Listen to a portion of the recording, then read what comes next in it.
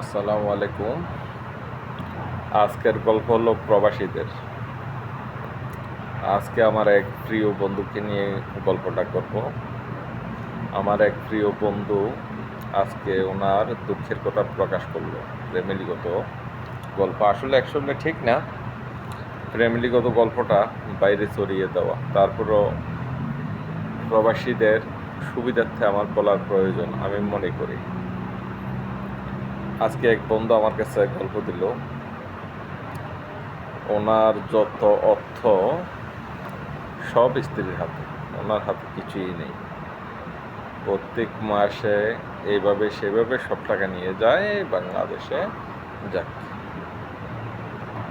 তাতে কোনো অসন্তুষ্টি নেই। ফ্যামিলি যদি ভালো থাকে উনিও ভালো, কিন্তু দুঃখের বিষয় হলো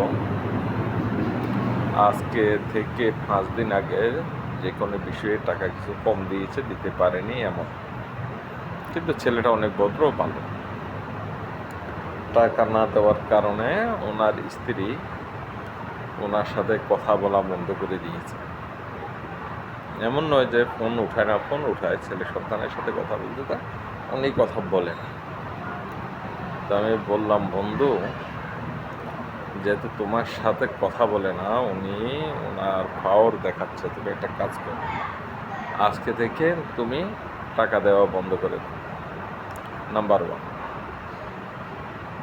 কথা বলার চেষ্টা করবেন। নাম্বার 2, ছেলে সন্তানের কাছেও ফোন দেওয়ার প্রয়োজন, দেখি উনি কি করে। সে আমার কথা শুনে ফোন করা বন্ধ করে দিয়েছে।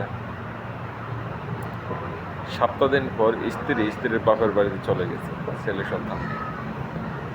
শুধু ছেলে সন্তান নয়, তার যত অর্থ আছে, ক্যাশ, সোনা গয়না সব নিয়ে বাপের বাড়িতে চলে গেছে। যাওয়ার পরে সে বন্ধু এসে বলতেছে, বন্ধু দুঃখের বিষয় কি বল, আমার স্ত্রী ওনার বাপের বাড়িতে চলে গেছে বাপ মায়ের পরামর্শে, সোনা দানা টাকা পয়সা নিয়ে। আমি বললাম যে ভাই, দুঃখ করার কিছু নেই, চলে গেছে গেছে, কোনো সমস্যা নাই।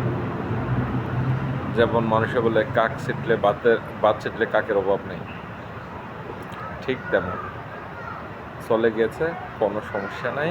আমি জানি তোর মনে অনেক দুঃখ, কিন্তু দুঃখ করবি।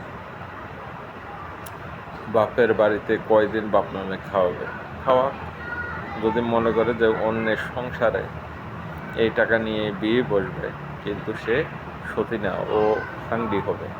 মানুষে বলবো এক জায়গা থেকে বাইকে আরেক জায়গায় এসেছে, যতই টাকা পয়সা কাটাকাটি নক, এগুলা খাওয়া দাওয়া শেষ, তার বেল নেই ওখানে। অর্থাৎ তুমি ওইদিকে ফিতেও তাকানোর প্রয়োজন নেই, মাসখানেক পরে দেখবা তোমার পিছে পিছে ও করবে, তুমি তার পিছে ঘোরাতে। আর যদি মনে করো তোমার পিছে করবে না, তোমাকে রেসপেক্ট করবে না, মনে করবে যে ওনার কপাল পড়েছে, উনি রাস্তায় চলে গেল, তোমার কপাল নেয় নাই, তোমার টাকা পয়সা তোমার কাছে ইনশাল্লাহ আল্লাহ দিবে, আরও কামাইতে। এখন থেকে সাবধান। পরে সিদ্ধান্ত নিল, ঠিক আছে আমি আর কথা বলবো না, তাহলে এখানে আমিও অন্য রাস্তা ধরি, এখানে বিবাহ বন্ধনে ব্যবস্থা করি। বললাম যে বন্ধু, দোস্ত তুমি ধৈর্য ধরো, একটা মাস দেখ। 15 দিন পরে স্ত্রীর কান্নাকাটি শুরু হয়ে গেছে, জনে শুনতে পেরেছে স্বামী আরেকটা বিয়ে করার চিন্তা ভাবনা নিয়েছে এখানে। তখন থেকে পিছে পিছে কিভাবে কথা বলবে চেষ্টা শুরু চালাচ্ছে।